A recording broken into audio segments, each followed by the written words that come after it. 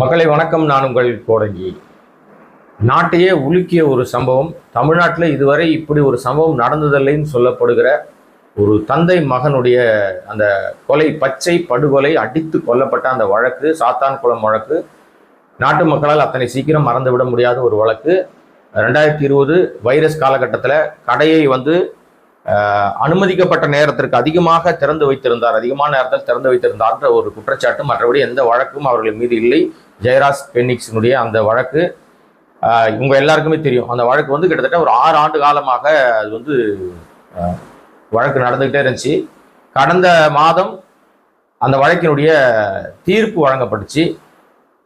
இந்த குற்றம் சாட்டப்பட்ட அனைத்து நபர்களும், காவலர்களும் 9 பேர் அதில் சிக்கியவர்கள், போலீஸ்காரங்க, ஒரு இன்ஸ்பெக்டர், 2 எஸ்ஐ, அதுக்கப்புறம் மீதி போலீஸ்காரர்கள் 8 போலீஸ்காரங்கள்லாம் 9 பேர், மொத்த காவல்துறையை சேர்ந்த 9 பேரும் குற்றவாளிகள் அப்படின்னு சொல்லி நீதிபதி உத்தரவு சொல்லியிருந்தாரு. ஆனால் அவர்களுக்கு என்ன தண்டனை விவரம் அப்படின்றது பின்னர் அறிவிக்கப்படும் சொல்லியிருந்தாரு. 9 பேருமே படுபாதக கொலை செய்திருக்கிறார்கள், பச்சை படுகொலை செய்திருக்கிறார்கள்னா 9 பேருமே கொலையாளிகள், குற்றவாளிகள் அப்படின்னு சொல்லி அந்த தீர்ப்பு நிறுத்தப்பட்டிருந்தது. அந்த தீர்ப்பின் தண்டனை விவரம் சமீபத்தில் அளிக்கப்பட்டுச்சு. அந்த தீர்ப்பின் தண்டனை என்னவா இருக்கும்னு எல்லாரும் ஆவலோக காத்திருந்தாங்க. என்னன்னா, அந்த அளவுக்கு மிக கொடூரமான, கொடுமையான ஒரு சம்பவம். முன்னாள் முதலமைச்சர், எதிர்கட்சி தலைவராக இருக்கிற எடப்பாடி ஆட்சி காலத்தில் நடந்த சம்பவம். ஆனால் அந்த சம்பவம் நடந்தது எனக்கு தெரியாது என்றும், அதை நான் டிவியில பார்த்து தான் தெரிஞ்சுக்கிட்டேனோ, எனக்கு அப்படி ஒரு விஷயமே தெரியாது. அவங்க மூச்சு திணறலால் இறந்து போயிட்டாங்கன்னு பச்சையாக பொய் சொன்னவர் தான் எடப்பாடி பழனிசாமி. அப்பாவும் மகனும் அடித்து கொல்லப்பட்ட விஷயத்தை நொடிக்கு ஒரு முறை நான் அவருக்கு தகவல் தெரிவிச்சுட்டே இருந்தேன். எல்லாத்தையுமே அவருக்கு தெரியும், எல்லா தகவலும் எடப்பாடிக்கு கவனத்துக்கு போச்சு அப்படின்னு சொல்லி தான் அந்த சிபிஐ வசம் விசாரணையில் இருக்கும்போது தகவல்கள் எல்லாம் சொல்லப்பட்டது. வாக்குமூலங்கள் அப்படிதான் அளிக்கப்பட்டிருந்தது. இந்த வழக்கு நிச்சயமாக இந்த வழக்கினுடைய சாராம்சம், இது ரொம்ப மிக நேர்த்தியாக, சரியாக சிபிஐ கையாண்டதற்கு மிக முக்கிய காரணமாக இருந்தது பெண் காவலர் ரேவதி. இவங்களை நம்ம மறக்கவே முடியாது. உண்மையிலேயே ஒரு ஒரு தாயா இருக்கிறவங்களுக்கு தான் அந்த குழந்தைகளுடைய வலி தெரியும். ஏன்னா அவங்க அந்த அவங்க 2 குழந்தைகளுக்கு அம்மா. என்னதான் காக்கி உடை போட்டு ஒரு போலீஸ்காரராக இருந்தா கூட அவங்களுக்குள்ள ஈரம், மனசாட்சி எல்லாம் இருந்திருக்கு. இந்த 9 பிணந்தின்னிகளும் அப்படிதான் அவங்கள சொல்லணும். பிணந்தின்னி நாய்களும் அதிகாரம் கையில் இருக்குன்றதுக்காக ஒரு அப்பாவையும் மகனையும் நிர்வாணப்படுத்தி அடிச்சு, அதாவது நீங்க அந்த அந்த சார்ஜ் ஷீட்லயும் அந்த அந்த அவங்களுடைய சொல்லப்பட்ட அந்த பிரேத பரிசோதனை அறிக்கையிலும் பாத்தீங்கன்னா பின்புறம் அவர்களுக்கு தோலே இல்லை, அடிச்சே அவங்க உரிச்சிருக்கானுங்க. அப்ப எவ்வளவு ஒரு கொடூர மனம் படைத்தவர்களாக அவங்க இருந்திருப்பாங்க பாருங்களேன். அப்படி அவங்க என்ன குற்றம் பண்ணிட்டாங்க ஜெயராஜ் பெனிக்ஸ்? ஒண்ணுமே கிடையாது. அனுமதிக்கப்பட்ட நேரத்தை விட அவங்க கடை திறந்து வச்சிருந்தாங்க. இதற்கு அந்த ஸ்ரீதர்னு சொல்லக்கூடிய அந்த இன்ஸ்பெக்டர் இருக்குல்ல, அந்த அந்த அந்த கொலைகாரன், அவன் ஒரு முன்னாள் அமைச்சருக்கு சொந்தக்காரன். அந்த அடிப்படையில தான் தலைமறைவா ஓடிட்டு இருந்தான். இந்த நாய்க்கு இந்த தண்டனை சரியான தண்டனை தான். அதே மாதிரி இந்த ரகு கணேஷ், பாலகிருஷ்ணன், இவங்கெல்லாம் எப்படி காவல்துறையில தேர்ந்தெடுக்கப்பட்டாங்கன்னே தெரியல. இந்த காக்கி சட்டையை கலங்கப்படுத்துவதுக்கு இந்த மாதிரி கருப்பாடுகள் இருந்துதான் நாசமா போகுது அந்த காவல்துறை. காவல்துறை நேர்மையான அதிகாரிகள் இருக்காங்க. நமக்கே நிறைய நண்பர்கள் பழக்கம் இருக்கு, நிறைய அதிகாரிகள் நம்ம பழகிட்டு தான் இருக்கோம். ரொம்ப அன்பாக இருக்கிறவர்கள் காவல்துறை இருக்க தான் செய்யறாங்க. ஆனா இந்த மாதிரி புல்லுரிகள் சில இருந்துகிட்டு ஒட்டுமொத்த காவல்துறையுமே கலங்கப்படுத்திட்டு இருக்காங்க. ஒரு பானை நிறைய பால் இருந்தாலும் அதுல ஒரு துளி விஷம் கலந்தாலும் அது ஒட்டுமொத்த பானையில் இருக்கிற பாலையும் கெடுத்து விடும்னு சொல்லுவாங்க. அது மாதிரி இது போன்ற இந்த கேடுகட்ட ஸ்ரீதர் மாதிரியான கொலகார கேவலங்கள் இன்ஸ்பெக்டரா இருந்துகிட்டு, ரகு கணேஷ், பாலகிருஷ்ணன் மாதிரி கேடுகட்ட கொலகார நாய்கள் எஸ்ஐயா இருந்துகிட்டு, காக்கி சட்டையை போட்டுக்கிட்டு காவல்துறை, ஒட்டுமொத்த காவல்துறையுமே அசிங்கப்படுத்திக்கிட்டு இருக்கிற இந்த ஜென்மங்களுக்கு வழங்கப்பட்டிருக்கிற இந்த தீர்ப்பு என்பது வரவேற்கத்தக்க ஒரு விஷயம். இது ஏற்கனவே அவர்கள் கொடுத்துட்டாங்க. அதாவது 9 பேரும் குற்றவாளிகள்னு அறிவிச்சிட்டாங்க. அது தண்டனை விவரம் சமீபத்துல தான் வழங்கப்பட்டிருக்கு. இந்த தண்டனை என்பது உடனடியாக வழங்கப்படுமா அப்படின்னா அவர்களுக்கு அடுத்த அப்பீல் போவாங்க, அடுத்த கட்டத்தை நோக்கி போவாங்க, கடைசியாக ஜனாதிபதி கிட்ட கருணை மனு போவாங்க. ஜனாதிபதியும் கைவிரித்தால் இவர்களுக்கு தண்டனை வழங்கப்படும்.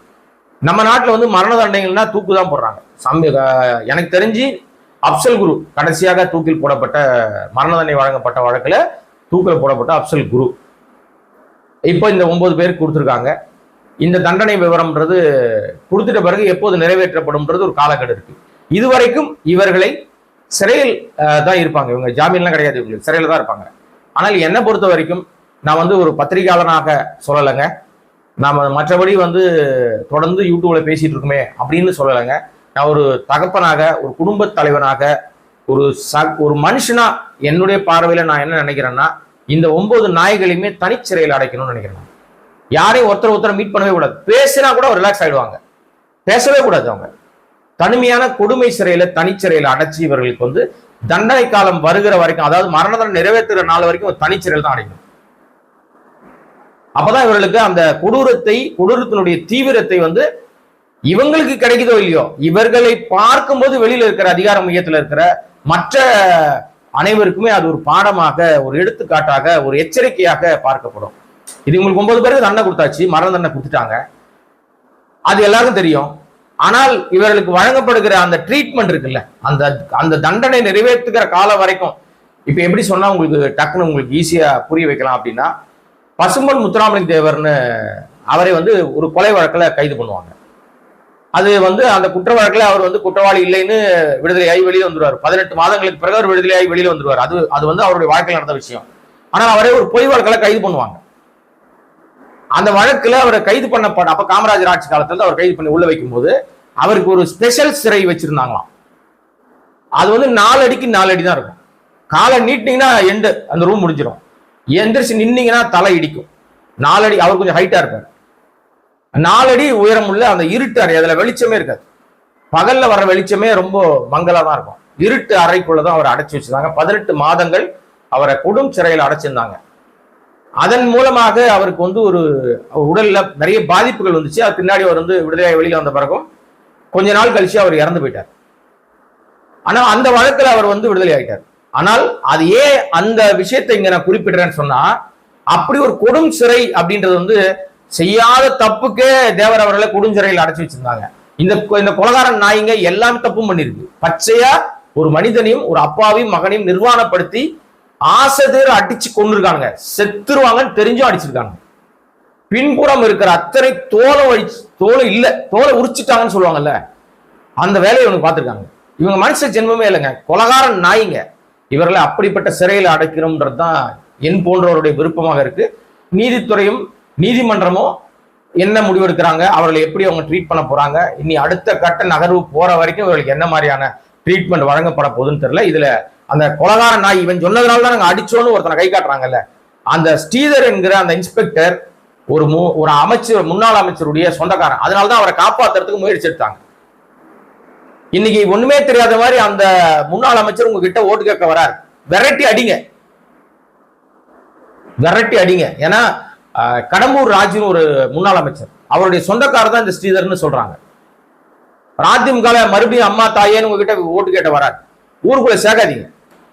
ஏன்னா இந்த மாதிரி கேவல பிறவிகள் வந்து அதிகாரத்துக்கு வந்தா என்ன நடக்கும்ன்றத காமிச்சாச்சு. அவரை ஸ்ரீதர் தான் கடைசியா அரெஸ்ட் ஆனவர். அவரு கார்லயே சுத்திட்டு இருந்தாரு சொன்னாங்க தெரியுமா, தப்பிச்சு ஓடிட்டே இருந்தாரு, மாட்டிக்காத அளவுக்கு மாட்டிக்கிட்டார். எடப்பாடி இந்த சம்பவம் நடக்கும்போது முதலமைச்சராக இருந்தது எடப்பாடி. அவங்க மூச்சு திணறி செத்து போயிட்டாங்கன்னு பொய் சொன்னார், பச்சையாக பொய் சொன்னார். இன்றைக்கு போஸ்ட்மார்டம் ரிப்போர்ட்டா இருக்கட்டும், தீர்ப்புல சொல்லியிருக்காங்க தெளிவாக, அடிச்சே கொண்டிருக்காங்க, தெரிந்தே அடித்து கொண்டிருக்கிறார்கள் சொன்னாங்க, அதிகாரத்தை துஷ்பிரயோகம் பண்ணிருக்காங்க அப்படின்னு. அப்ப எடப்பாடிக்கு என்ன தண்டனை கொடுக்குறது? அவரும் உங்க முன்னாடி வந்து நிக்கிறார், ஓட்டு கேளுங்க, எனக்கு மறுபடியும் ஆட்சி அதிகாரம் கொடுங்க. ஏற்கனவே ஒரு முறை ஆட்சி அதிகாரம் கொடுத்த அப்பாவையும் பையன் சாவச்ச அதிகார மையம் தானே நீங்க. உங்களுக்கு எந்த அதிகாரம் இருக்கு ஓட்டு கேட்கறதுக்கு? உங்களுக்கு என்ன ரைட் இருக்கு? உங்களுக்கு தகுதியே இல்லாத நபராச்சு நீங்க. துரோகத்தினுடைய முழு முதல் அடையாளம் நீங்க தான். உங்களை நம்பிய சசிகலாவை ஏமாத்துறீங்க, நம்பிய டிடிவி தினகரனை ஏமாத்துறீங்க, உங்களை நம்பிய ஓபிஎஸ் நட்டாற்ற விட்டீங்க. நீங்க வளர்ந்தீங்க, உங்க குடும்பத்தாரை வளர்த்தீங்க, உங்களை வரைக்கும் நீங்க வளர்ந்துக்கிட்டீங்க.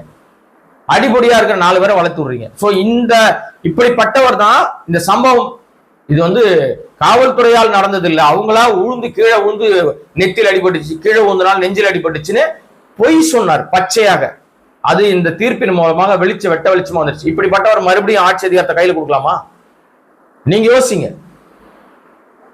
ஆக இந்த தண்டனை என்பது இவர்களுக்கு வழங்கப்பட்ட தண்டனை வந்து அடுத்து வருகிற அடுத்து வந்து இப்போ அதிகாரத்தில் இருக்கிற எல்லாருக்கும் அது ஒரு எடுத்துக்காட்டு, எச்சரிக்கை உணர்வை தரும். இதே மாதிரி ஒரு தண்டனை நமக்கும் கிடைக்கும். இன்னொரு குரூப் வந்து பதட்டத்தில் இருக்கு. நேற்று தீர்ப்பு வந்த பிறகு அவங்க வயிற்றுல புலி கரைச்சிருக்கும். அஜித் குமார் அந்த கோயில்ல வந்து காவலாளியா இருந்து அந்த அஜித் குமாருடைய கொடூர மரணத்துக்கு காரணமான அந்த கொலகார போலீஸ் நாய்களையும் இதே போலதான் அவர்களுக்கும் இது மாதிரியான ஒரு தண்டனை தான் கிடைக்கும்னு நான் நம்புறேன். அது மாதிரி அந்த பொம்பளை பிடிக்கணுங்க. அந்த பொம்பளை பேர் சொல்ல எனக்கு பிடிக்கல. அவெல்லாம் பொம்பளை ஜென்மமே கிடையாது. பொய்யாக போலியாக நகையை களவாண்டுட்டாங்க, நகை காணா போச்சுன்னு ஒரு பொய் புகார் கொடுத்து அந்த நாயால, அந்த பொம்பளை நாயால ஒரு அப்பாவி உயிர் பறி போச்சு. இதே மாதிரி மண்டையில அடிச்சு சாவடிச்சிருக்காங்க. மண்டையில அடிச்சு மூளை செதற விட்டு கொடூரமாக நினைச்சு பார்க்கவே முடியலங்க. ஏன்னா நீங்க எல்லாம் ஜென்ம சோறது உப்பு போட்டுதான் சாப்பிடுறீங்களா? நீங்க எல்லாம் எப்படா ஒருத்தரை அடிக்க முடியுது? நீங்க காவல்துறை பொறுத்த வரைக்கும் சட்டம் என்ன சொல்லுதுன்னா, கொடூர மிருகங்களா இருக்கிற கொலையாளிகள், வழிப்பறி பண்றவன், ரவுடித்தனம் பண்றவன், அலப்பற கொடுக்கிறவன், பொதுமக்களுக்கு இடையூறு ஏற்படுத்தி தொடர் குற்றங்களில் ஈடுபடக்கூடியவர்களை கூட பிடிச்சிங்கன்னா சட்டப்படிதான் தண்டனை வாங்கி கொடுக்கணும். நீ வந்து அவன் அடிக்கூடாதுன்னு சொல்லுது சட்டம். அடிப்பதற்கோ தாக்குவதற்கோ உங்களுக்கு உரிமை இல்லைன்னு சட்டம் சொல்லுது. கொலகாரனுக்கு, ரவுடிக்கு, அயோக்கியத்தனம் பண்றவனுக்கே அப்படி ஒரு விஷயம் சொல்லுதுன்னா, அப்பாவியா இருந்த அப்பனையும் பிள்ளையுமே அடிச்சு கொண்டு இருக்கீங்களடா. ஒரு காவலாளி பாவம் அந்த பையன் அஜித் குமார், அவனை அடிச்சே சாவடிச்சிருக்கீங்களடா. அடுத்து இந்த வழக்கும் அதே போல 6 ஆண்டு காலம் சாத்தான்குளம் வழக்கு நடந்துச்சு. 6 ஆண்டுகளுக்கு பிறகு அதுல வந்து சிபிஐ வந்து மிக அழகாக அந்த வழக்கை எடுத்துட்டு போச்சினாலும் சிபிஐ மட்டும் முக்கியம் இல்லை. நான் ஏற்கனவே சொன்ன மாதிரி ரேவதி, அந்த பெண் காவலர் ரேவதி தான் மிக முக்கியமான காரணம். பாரதிதாசன் நீதியரசர் அந்த வழக்கை எப்படி அடுத்த கட்டத்துக்கு நகர்த்தினாரு, நிறைய சாட்சியங்களை நேர்மையாக பதிவு பண்ணாரு. அத்தனை அச்சுறுத்தல்களையும் மீறி நேர்த்தியாக அந்த வழக்கை கொண்டு போய் எடுத்துட்டு போனாரு. இதெல்லாம் தான் அந்த வழக்கினுடைய இந்த தீர்ப்புக்கு காரணமாக அமைஞ்சது. ஆக மொத்தம் இந்த வழக்கு வந்து எதிர்பார்க்கப்பட்ட வழக்கு.